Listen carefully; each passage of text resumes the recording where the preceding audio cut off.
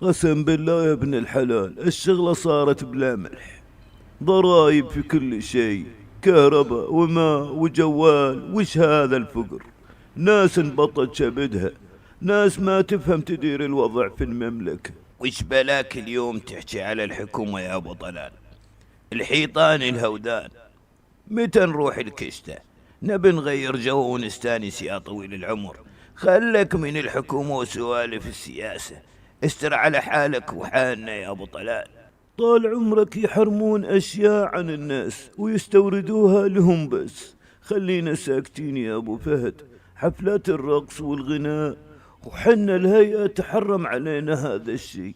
ما عاد نعرف حنا شو ديننا. اي بالله كلامك صحيح، بس مين راح اللي يسمعك؟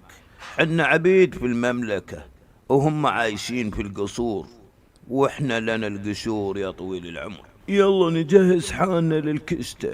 الكلام ما له فايدة. حسبنا الله ونعم الوكيل.